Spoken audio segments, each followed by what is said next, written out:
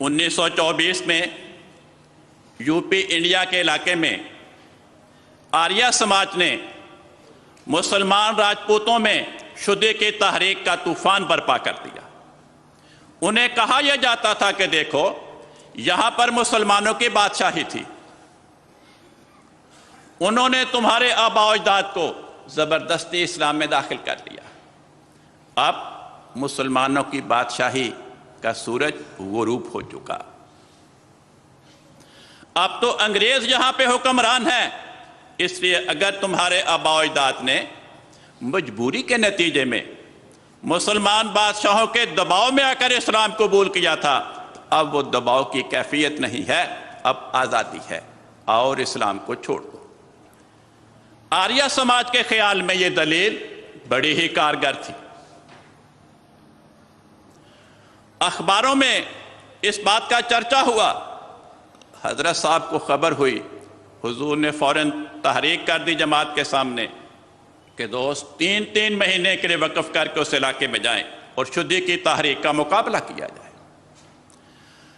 एक हिंदू नौजवान महाशा युगंधर पाल साहिब चंद माह पहले मुसलमान हुए थे। उनका इस्लामी नाम महाशा मोहम्मद उमर साहिब रखा गया। वो बयान करते हैं कि मैं भी एक वफद का मेंबर बना, हमें एक गांव के बारे में पता चला, हम वहां पे पहुंचे, मगर हमारे वफद के उस गांव में पहुंचने से पहले पहले सारा गांव मुर्ताद होकर हिंदू हो चुका था। और आर्य समाज के दबाव में आकर गांव वालों ने हमें कहा कि तुम हमारे गांव में रात बसर नहीं कर सकते, फौरी तौर पे हमारे गांव से बाहर निकल जाओ, अगर ना निकले हम जबरदस्ती तुम्हें निकाल देंगे। नाचार उस वफद को रात के 11 बजे गांव से बाहर निकलना पड़ा। अंधेरे रात गंगा के किनारे किनारे सफर था। महाशा साहिब बयान करते हैं वो जगह ऐसी खतरनाक थी, एक बरसाती नाला पहाड़ों से शोर मचाता हुआ गंगा में दाखिल हो रहा था। इतना खतरनाक रास्ता था, अंधेरी रात, कि हमारे वफद के एक मेंबर वो चंद कदम आगे जाते थे और फिर हमें आवाज देते कि यहां तक आ जाओ, रास्ता ठीक है। ये तदबीर क्यों इख्तियार की गई? अगर डूबे तो एक डूबे, सारा वफद तो ना डूबे। एक मकाम ऐसा आया कि सारी तदबीरें फेल हो गई।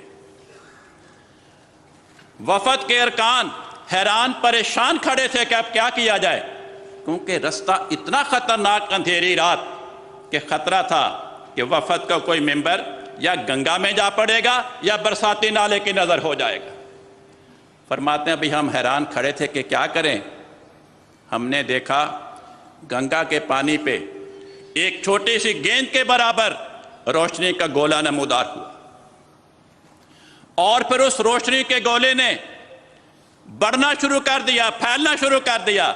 महाशा साहब बयान करते हैं मैं तो नया नया हिंदुओं से आया था, मैंने चीख मारी कि चड़ेल आ गई।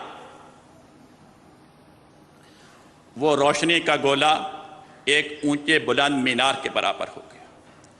इतनी रोशनी थी अंधेरी रात में कि सारा जंगल, उसमें हमें हर चीज साफ दिखाई दे रही थी। और उस रोशनी के मीनार की रहनुमाई में हम दरिया के किनारे किनारे चलते रहे। जब वो खतरनाक इलाका हमने अबूर कर लिया, रोशनी का मीनार गायब हो